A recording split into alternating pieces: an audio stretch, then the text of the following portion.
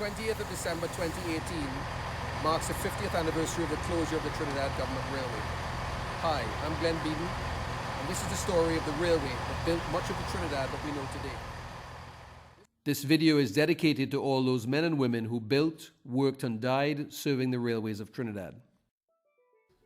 The TGR, unlike many other British West Indian railways, was a government concern from the very beginning. There had been two early attempts at establishing a railway in Trinidad by private companies in 1845.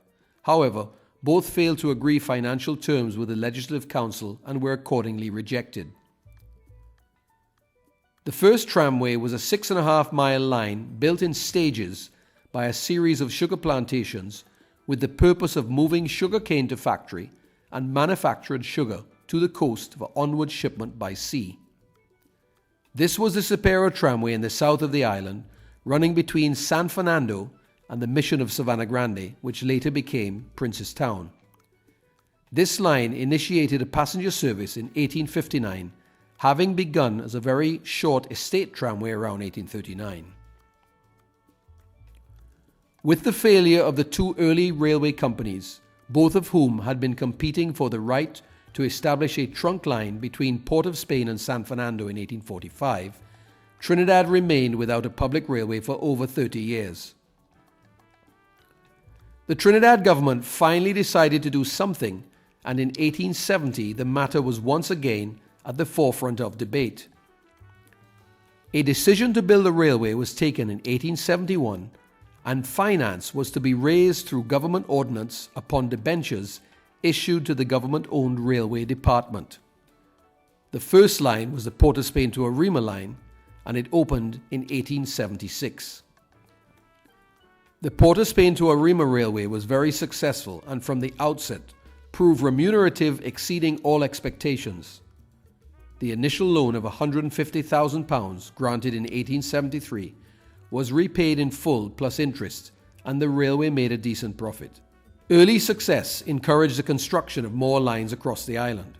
St. Joseph to Couva in 1880, with extension to San Fernando in 1882, became known as the San Fernando Extension Railway. The purchase of two tramways in 1879 for future expansion saw the government purchasing the San Fernando and Guayacara tramways.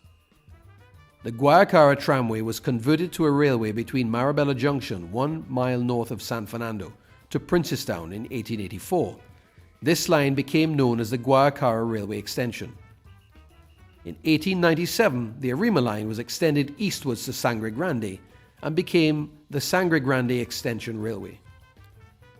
The Tabaquite Railway Extension from Jerningham Junction in central Trinidad was built in 1898. These lines enjoyed relative levels of success, but the TGR overall was profitable for a very long time as a railway opened up new areas of the country hitherto void of proper communication. With the relative success of the Trinidad Government Railway, the company in the early years had been the pride of the colonial government and seemed to go from strength to strength.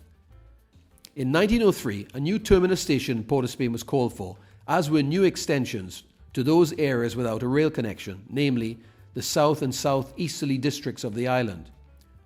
Debate, generally about where to build first, started in 1903 and carried on for several years. Agreement was finally reached in 1910 for the construction of two lines at the same time, Rio Claro from Tabaquite and Siparia from San Fernando. Part of the argument against the expansion was regarding the financial ambiguity of both schemes. However, those in favor prevailed under the assumption that both lines would open up new areas of the country and in time would encourage settlement and future development and perhaps result in the lucrative sale of Crown lands. In the case of the Rio Claro extension, it was fully understood that the new line would run at a loss for many years following construction. This was documented and accepted by the government administration of the day.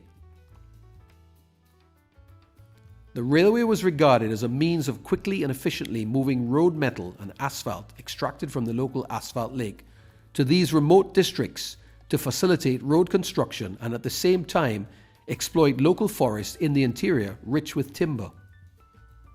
In Siparia, the argument for railway extension became even more compelling once crude oil had been discovered in large quantities across the southern districts.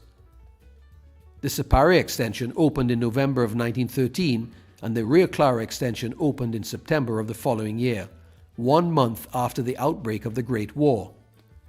The cost of building both lines and associated equipment amounted to around £400,000. The railway proved to be an indispensable asset during the Great War when almost everything was rationed or not available.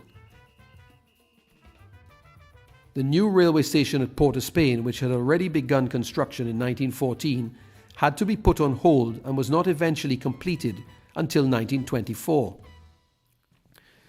By 1915, the government railway totaled 123.5 miles of line, and, despite plans for further expansion of the network, this would remain the full extent of the government railways in Trinidad.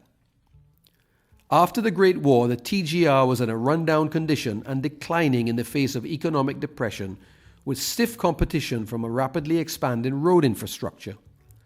Both the Siparia and Rio Claro extensions were of great strategic importance to the government and people of Trinidad.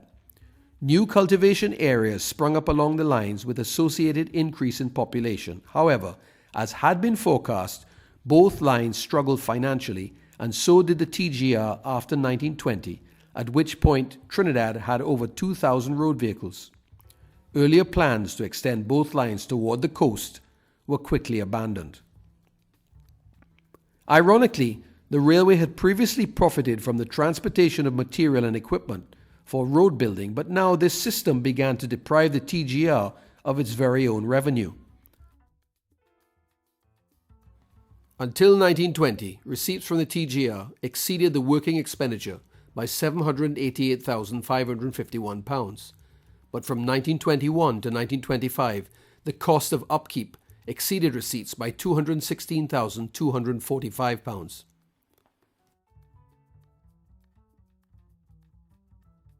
In 1922, an economic committee was set up to review the financial position of the railway department. The recommendations were carried out with little or no success. In 1926, the annual railway report attributed losses to competition by motor and waterborne traffic, increased cost of administration, fuel, stores and labour, increase in number of passenger trains, and the reduction of passenger fares in the local train service in an endeavour to compete with motor buses, increased freight rates which had the effect of diverting traffic to other means of conveyance. The railway never recovered financially, but nevertheless continued in operation despite 3 more economic reports over the years following 1922. World War II saw a brief revival of fortunes with increased traffic on the railways and corresponding improvements of receipts. In 1941, the Americans arrived and relied heavily on the railway to build and supply their new airbase at Wallerfield near Komutu on the Sangre Grande extension line. The spike in activity did not last very long, and by 1950, the railway was in trouble once again. The first significant railway closures occurred on the 1st of April 1953, when the Arima to Sangre Grande, the San Fernando to Princestown, and the San Fernando to Siparia passenger services were all closed down. However, against all odds, the remaining lines of the TGR soldiered on into the 1960s, and there were some further improvements in the railway in 1961. In 1963, however, the government finally decided that the railway had to go. A new public transport plan was agreed upon, which looked towards road buses than railways. In November of 1964, the new Public Transport Service Corporation, or PTSC, was created, and in 1965 became a reality with both bus and railway departments. This was the end of the TGR as it had been known for so many years previously. From the formation of the PTSC, the days of the passenger railway service in Trinidad were numbered. All lines south of St. Joseph were shut down on the 30th of August 1965 when the last train to San Fernando ran. Also shut down that same day was the passenger service along the Rio Claro line from Jerningham Junction through the Tabaquite Tunnel.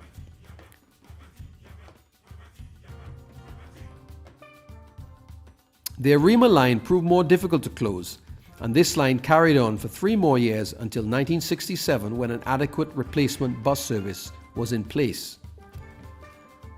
Final closures came in sectors, starting with the Tunapuna to Arima on Saturday 18th of February 1967, when the last train ran from Port of Spain to Arima, hauled by engine number 28.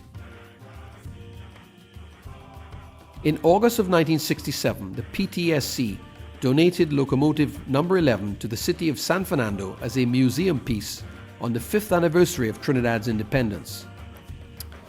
In December of 1968 came the closure of the St. Joseph Tunapuna section on Saturday 7th, followed closely by the San Juan to St. Joseph section on Friday 20th of the same month. The final curtain fell on Saturday, December 28th, when the last ever passenger train ran in Trinidad. The final train was hauled by locomotive number 42, driven by Western Rock and fireman Errol Perry. The end was marked with mixed emotions. The young celebrated in carnival fashion, while the owner generation wept, wondering whether it was the biggest mistake that the authorities could ever make. The Trinidad Government Railway had carried passengers for over 90 years and was once the most popular and speedy form of modern transport. Her carriages once carried all levels of society, including governors and even royalty, but in the end, she became a relic of a glorious bygone age, unable to match the versatility and convenience of modern-day road vehicles. The 20th of December 1968 marks the end of a wonderful era of Trinidad's transport history.